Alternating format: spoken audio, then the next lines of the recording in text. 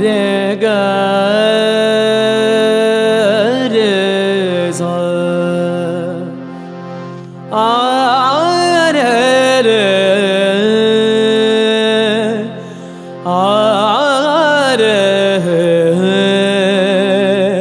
ओ शा हो शा।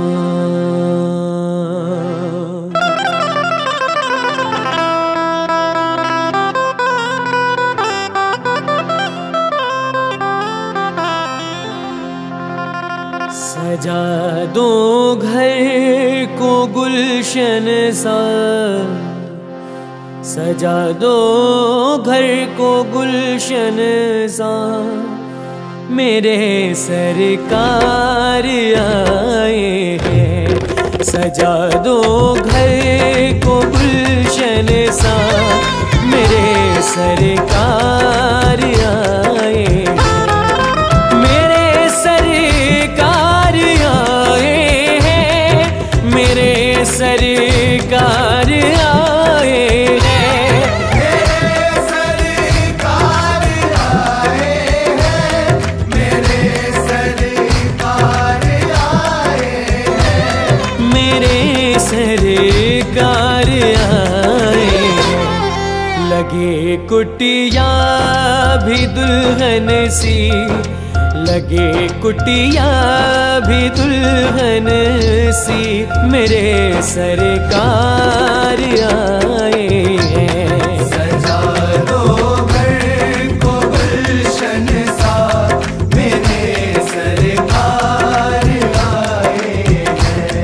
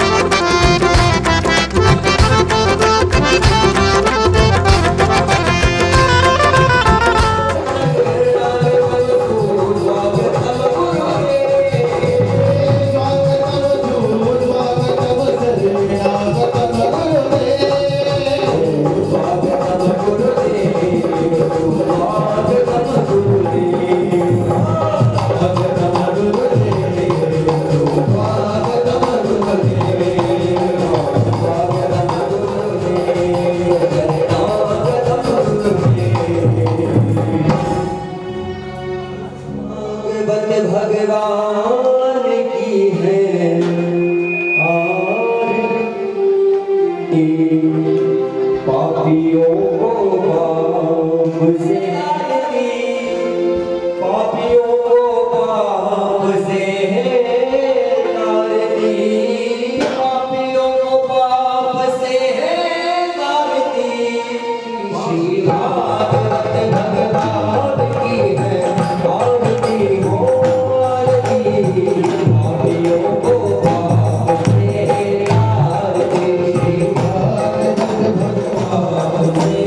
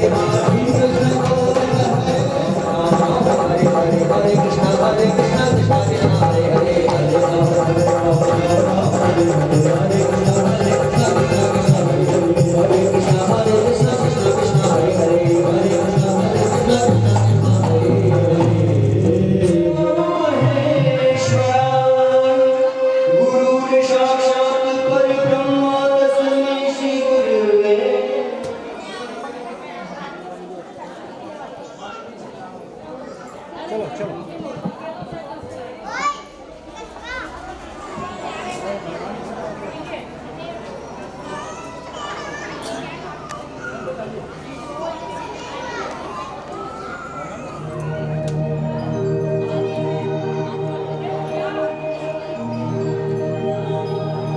सतगुरु महाराज की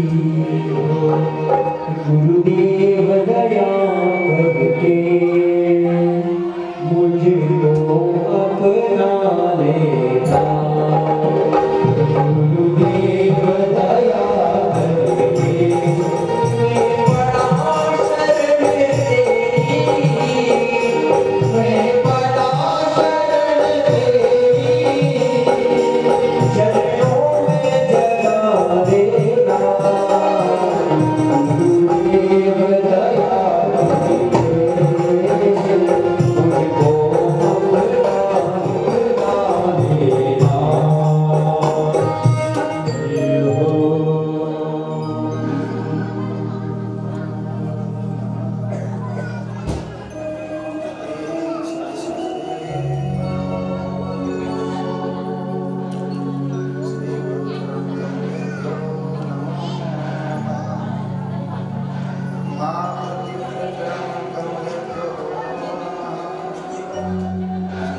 भगवान का आह्वान करते भगवान आप पधारे अपनी गादी संभाले आपकी कथा आप बाँटे हम सब श्रोता बनकर कथा को सुनेंगे ये मन में भाव लेकर के व्यासपति की तरफ से आप सभी को जय श्री कृष्ण जय राम जी की सीताराम जो जिस रूप में हमारे नमस्कार स्वीकार करें हमारे प्रणाम को स्वीकार करें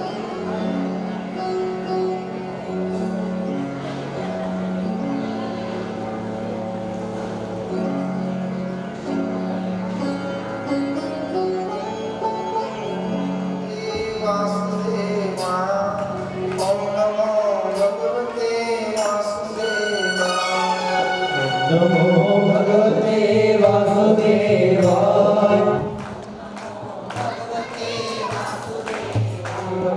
गंगा तट पे गाया था राम जी ने आके गंगा पार लगाया था राम जी ने आके गंगा पार लगाया था वासुदेवाय वासुदेवाय वासुदेवाय वासुदेवाय वासुदेवाय मेरे वासुदेवाय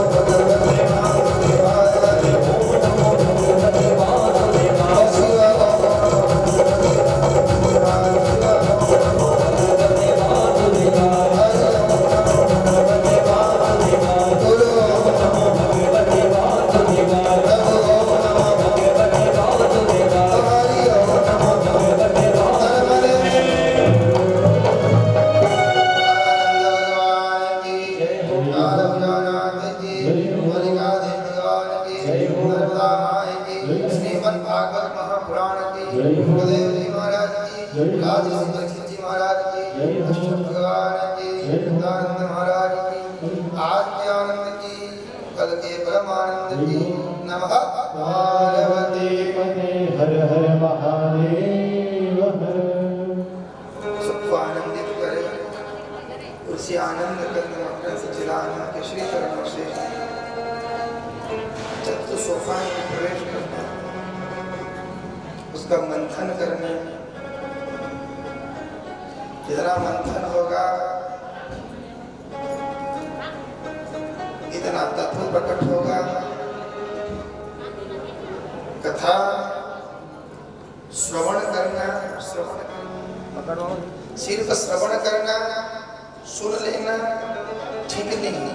कथा को सुन करके मंथन करना, मनन करना, मनन करने के बाद फिर व्यवहार में लागू करना, वो निरंतर होनी चाहिए।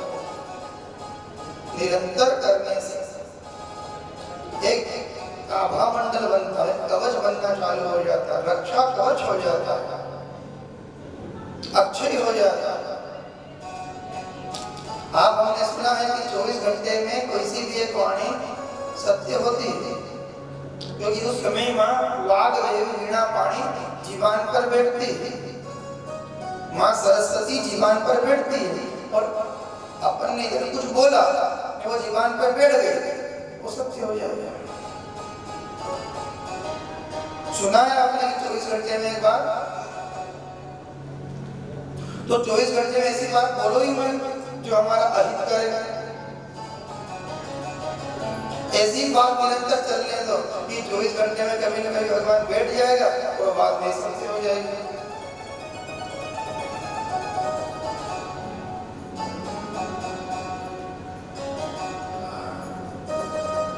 एक अच्छी चीज आ रही है इसी तत्व के आधार पर। सबके घर में गृहस्थ देवता विराजमान है। सब लोग जो नया घर बनाते तो वास्तु पूजन भी करते हैं, तो वास्तु की मूर्ति घर में स्थापित की जाती है। ऐसा बताया गया है कि 24 घंटे में वास्तु भगवान तथास्तु कहते हैं, एक पेटी बनाते हैं और वास्तु की स्थापना करते हैं, गड्ढा खोद के। इतना सबने देखा है, वास्तु पूजन में गड्ढा खोद के एक मूर्ति प्रतिष्ठित करते हैं, तो वो मूर्ति 24 घंटे में एक बार तथास्तु बोलती है। पर मान लो अपना ऐसे बोलना वही कि तुम्हारा घर में तो पैसा ही नहीं, पैसा को टोटो वही है, वैसे इनको किणो वही तो तथास्तु। फिर क्या होगा? तुम्हारे घर में तो आटो नहीं, तुम्हारा घर में तो तेल नहीं, तुम्हारा घर में तो लक्ष्मी जी नहीं है, उधर से उसकी उस समय कहना होगा। वो 24 घंटे में कभी भी तथास्तु कहेंगे। अब वो समय अपने को नहीं पता है कि वो कब तथास्तु कहे, पर ये पता है कि वो तथास्तु कहेगा। पर हमें अपनी वाणी से घर में ऐसे ही शब्द उपयोग करना है। अगर वो तथास्तु भी कह दे तो तथास्तु हमारे लिए श्राप नहीं बने, हमारे लिए आशीर्वाद बनकर प्रकट हो जाए। ऐसा शब्द वही ध्यान रखना है कि कभी वो तथास्तु भी कहे तो आशीर्वाद के रूप में हमें प्राप्त हो। ये बात पक्की है कि 24 घंटे में ग्रह देवता, गृहस्थ के देवता एक बार तथास्तु जरूर कहते हैं। तो कभी ऐसा शब्द मत निकालना, कभी न कभी वो बैठ जाता है। 1 साल, 1.5 साल, 2 साल, 4 साल, 10 साल में अपना ऐसे बोलना हुआ कि अपना घर में यह चीज नहीं है, वैसे उसका कहना हो गया कि तथास्तु, वो भी सदैव के लिए नहीं हो जाएगी। खूब यही बोल, मान लो अब आपके मन में प्रश्न आ गया कि महाराज जी मान लो घर में आटो नहीं है तो नीच खाना नहीं, उसका एक तरीका है। क्या कहना है? घर में आटा लाना है, समझ रहे हो? नी शब्द को ऐसे बोलो। मान लो घर में पैसा नहीं है तो क्या बोलना है? पैसा नहीं है, ऐसा नहीं बोलना है। घर में पैसा की व्यवस्था जोड़ो, उधर से उसने कह दिया तथास्तु, तो अपने आप स्वतः व्यवस्था जोड़ने लग जाइए। ये डिमांड क्या बुद्धि लगा? घर में अन्न लाना है, घर में कपड़े लाना, नी शब्द ज्यादा यूज नहीं करना। नकारात्मक भाव घर में मत लाओ। नहीं है कोई तकलीफ नहीं, आज नहीं है कल आएगा। निष्कर्ष मत लाओ। और उसका अगर तथास्तु हो गया अक्षय बन जाएगा जीवन में, और फिर घर में कभी खत्म नहीं होगा। खूब भंडार भरेगा, खूब लक्ष्मी देगा, खूब अन्नपूर्णा देगा। अपने तो दो हाथ है, हम दो हाथ से कथा में आ रहे हैं, दो हाथ से भगवान का माला पहना रहे हैं, दो हाथ से कोई फूल चढ़ा रहे हैं, कोई फल चढ़ा रहे हैं, दो हाथ से। पर भगवान के 1000 हाथ है, हम दो हाथ से यह सेवा देते हैं, ये 1000 हाथ है। उस दो हाथ को 1000 हाथ में करके 1000 गुना वापिस लौटा देता है। भगवान अपने पास नहीं रखता है कभी भी, कहीं नहीं कहीं दे देता है। हर समय हर घड़ी निरंतरता बनाकर रखना, बस उसका स्मरण बनाए रखना। कैसी भी स्थिति हो, कैसी भी परिस्थिति हो, बस हर स्थिति में एक ही भाव बनाकर रखना, हम चाहें यही वरदान, सबको सुखी रखे भगवान।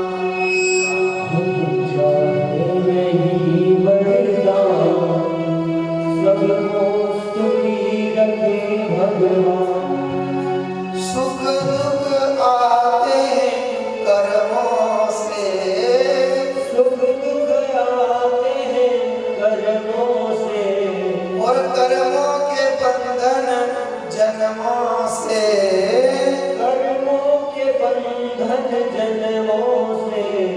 हम सबका हो कल्याण, सबको सुखी रखे भगवान। सबका हो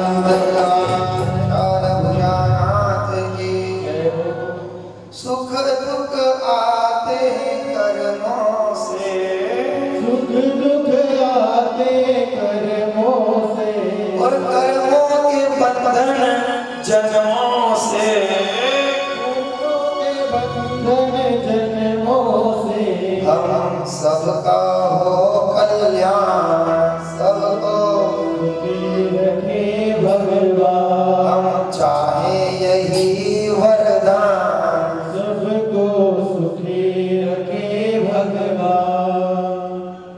दुख का कारण तो हम खुद हैं, सुख सुविधा होते सोते दूसरी तरफ चले जाते हैं। पूज्य प्रदेश के ब्राह्मण अजामिल की कथा। घर में पत्नी है, बच्चे हैं, पिता है, माँ है, पंडित है, विद्वान है, पंडित ही करते हैं, मंत्र जानते हैं, विद्वान है। ये कथा आप सबने सुन ली। श्रीमद् भागवत कथा के 6 स्कंद में प्रथम अध्याय में इसका वर्णन है।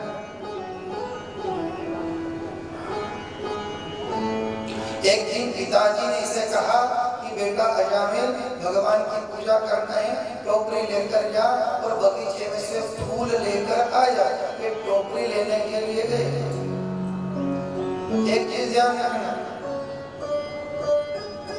जो सहज में मिल जाए उसे स्वीकार कर लो, जो घर में ना हो उसे भाग्य पर छोड़ दो। ये मेरे पास नहीं है, ये मेरे भाग्य में नहीं लिखी है, बस उसके लिए तरसो मत। जो है उसमें मस्ती करो। परिवार था, पत्नी थी, बच्चे थे, सब प्रकार का आनंद था, प्रतिष्ठा भी थी, सुख शांति घर में मजे की थी। पर ये बगीचे में गए, किसी कामनी स्त्री को देखा, इनके मन में विकार आ गया। एक विकार आया। उस दिन तो फूल लेकर इन्हें पिताजी को दे दे, पर फिर कह रहे हैं अगर पाप का बीज हमारे अंदर है तो कभी न कभी वो तो उगेगा। कभी आपने देखा होगा कि कोई बीज जैसे बूटियों आई नहीं, बूटियों देखिएगा, ठंड का मौसम में उगे हुए पौधा है, चारों है, यूं नहीं उगेगा खेत में। और जैसे मौसम आएगा, खेत में पड़ा है बीज, उसका मौसम आने पर बीज उग जाता है। ऐसे ही अगर मन में कोई विकार पड़ा है, या तो उसको निकाल कर फेंक दो, उग जाएगा। अजामिल के मन में विकार आ गया, वासना प्रवेश कर गई, रोज बगीचा जाने लगे और उस कामनी स्त्री को धन देकर अपनी ओर आकर्षित कर लिया और धीरे से घर में ले आए। और पिताजी ने भी कहा, ये क्या कर रहे हो? पत्नी घर में बैठी है, बच्चे घर में हैं, मैं हूँ। उनने न तो पिता की मानी, न पत्नी की सुनी, उनको घर से बाहर निकाल दिया। उस कामनी स्त्री को अपने घर में रखने लगे, उसके साथ रहे और 9 संतान उनकी पैदा हुई।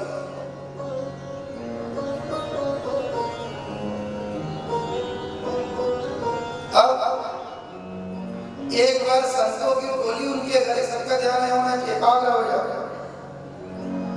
9 संतान उनके घर हो गए। अब एक दिन संत समाज की टोली उनके घर है। अजामिल ब्राह्मण है, ब्राह्मण के घर उठेंगे, दाल बाटी बनाएंगे, सत्संग करेंगे, भजन कीर्तन करेंगे। अब वो अजामिल के घर लेकर भोजन पानी करने लगे। समय बीतता गया। अब एक दिन संतों को पता चल गया कि अजामिल ने अपनी पत्नी को छोड़ दिया, जीवित है पत्नी और उसे छोड़ दिया और किसी कामनी के संग रह रहा है। हम तो यहाँ पर भ्रष्ट हो गए। अजामिल को डांटा फटकारा, तुझे पता था फिर भी तूने हमको रोका। अजामिल की पत्नी को बुलाया और उससे पूछा, क्यों तू भी नहीं कह सकी? आज हमारा धर्म भ्रष्ट कर दिया। हम वेद पाठी ब्राह्मण हैं, हमें दोष लग गया।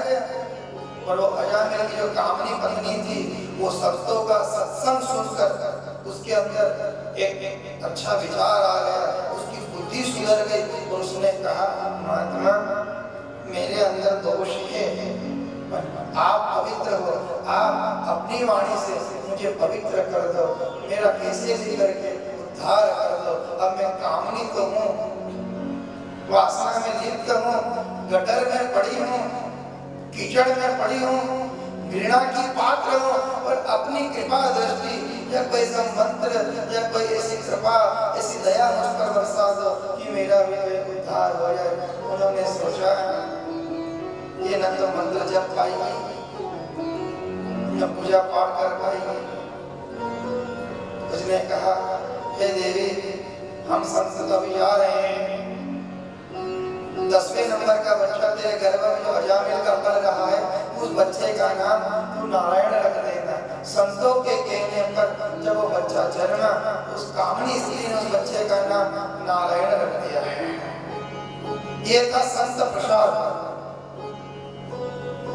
और संत के प्रसाद के रूप में उस बालक का नाम नारायण रखा। उठते बैठते चलते फिरते बस नारायण नारायण का जप करते थे। काम धंधा तो करते थे पर साथ में बस बेटा नारायण कहाँ जा रहा है क्या कर रहा है। तो नारायण नारायण करने से उनके जाप जमा हो गए थे, उनकी माला होती थी। इससे इधर के दोष कटते थे, इधर पुण्य उदय होता था। बस सुबह शाम बेटा नारायण करते करते उनका मृत्यु का डंका बजा। और जब अजामिल का मृत्यु का डंका बजा तो उसके मुंह से निकला बेटा नारायण कोई काले काले पुरुष डंडा लेकर आए और मुझे खींच रहे। बेटा नारायण दौड़ दौड़ दौड़। उस संकट के समय जब भगवान का नाम निकला वो कंठ से निकला और कंठ से सीधा नाम वैकुंठ गया है और वैकुंठ से नारायण सीधे नीचे आ गया। एक सुख में बोलो और एक दुख में जो बोलेंगे ना उसकी आवाज कंठ से निकलती, सीधी आवाज डायरेक्ट। उस समय कंठ से निकला हे नारायण और कंठ से सीधा वैकुंठ गया। और वैकुंठ नाथ का सिंहासन खोला कि कोई मुझे संकट में याद कर रहा है। उसने पार्षद को भेजा अजामिल के जीव को लेकर आओ। विमान आया, यमदूतों को अलग फटकारा। विष्णु जी के पार्षद ने अजामिल के जीव को जीवात्मा को विमान में बिठाकर विष्णु लोक ले गए। यमदूतों में खलबली मच गई। यमराज ने अपनी दृष्टि मुंद करके देखा कि अजामिल ने अंत समय नारायण का नाम लिया जिससे उसके सारे पाप क्षमा हो गए, सारे दोष क्षमा हो गए। सुन लो सभी लोग, अंत समय उसने नाम लिया, सारे दोष क्षमा हो गए। तो बंदे को पूरा भरोसा है कि हम रोज ओम नमो भगवते वासुदेवाय की माला 3 माला शाम को डेली कर रहे हैं। नारायण जैसे अजामिल पर कृपा करी ऐसे हम सब भक्तों पर जरूर कृपा करेगा। करेगा कि नहीं करेगा बोलो? करेगा। हमने माला करी, उस माला की ओर देखकर मदन मुरारी जरूर आएगा, हमें भरोसा है, पूरा भरोसा है। उस विश्वास के साथ उस नारायण से कहो हे मुरलीधर छलिया मोहन तेरे दर पर आना बाकी छलिया मोहन तेरे दर पर आना बाकी छलिया मोहन तेरे दर पर आना बाकी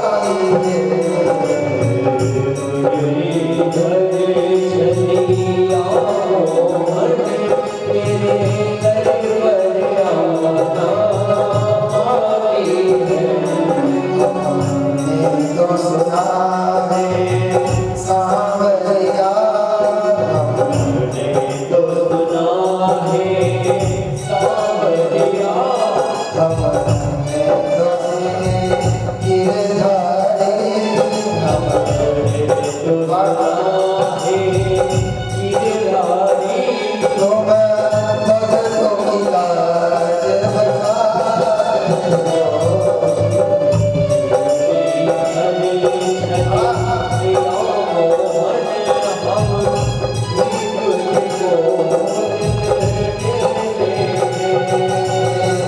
मुरलीधर छलिया मोहन तेरे दर पर आना बाकी कंठ से बोलिए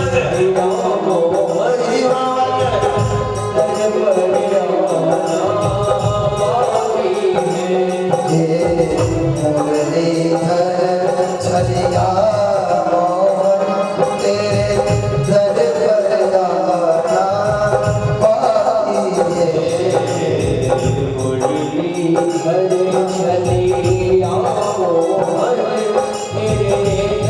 पर आना बाकी पहले तो मुसीबत कम तो नदी पहले तो मुसीबत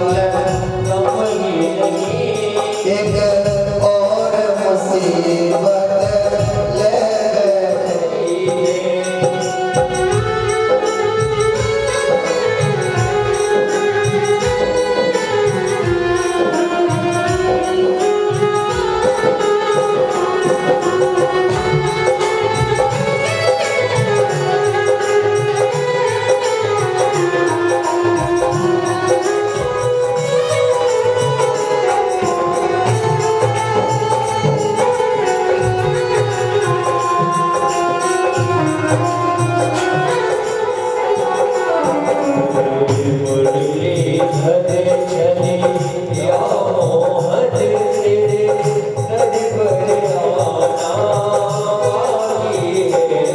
हमने तो सुना है गिरधारी हमने तो सुना एक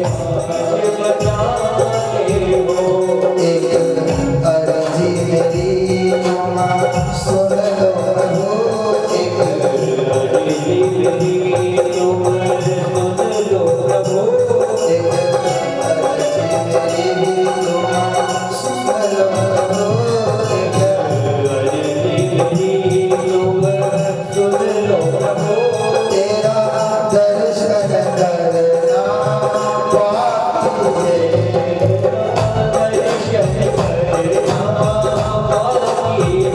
तेरा दर्शन करना बाकी है तेरा दर्शन करना बाकी है मुरलीधर या मोहन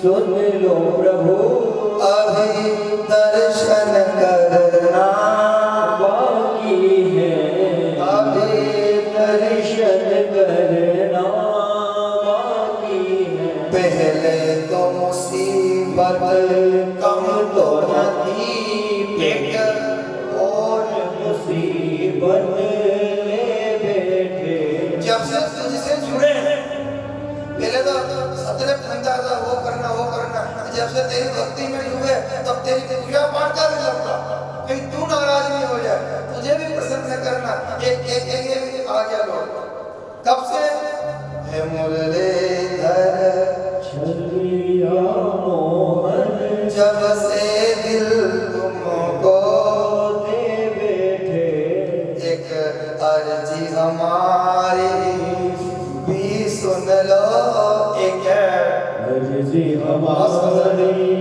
भी सुन लो अभी दर्शन करना बाकी है मुरलीधर छलिया मोहन तेरे दर पर आना बाकी है अभी तो मूर्ति में तुझे देख रहे हैं कथा में लाते हैं तुझे उठा कर रथ में लाते हैं उठाते हैं अभी तो मूर्ति में ला रहे हैं ये भाव प्रकट कर रहे हैं कि भगवान इस मूर्ति में से कभी न कभी इस जीवन में तेरे दर्शन हो जाए और तू मूर्ति में से प्रकट होकर इसी जीवन में हमारी एक अर्जी पूरी कर देना जब तेरी मूर्ति इतनी सुंदर है तो मुहूर्त के अंदर जो सूरज बैठी होगी वो कितनी सुंदर होगी श्याम सुंदर कितना सुंदर होगा वो रूप हमें वो भाव अजामिल को तो आपने एक नाम पर तार दिया।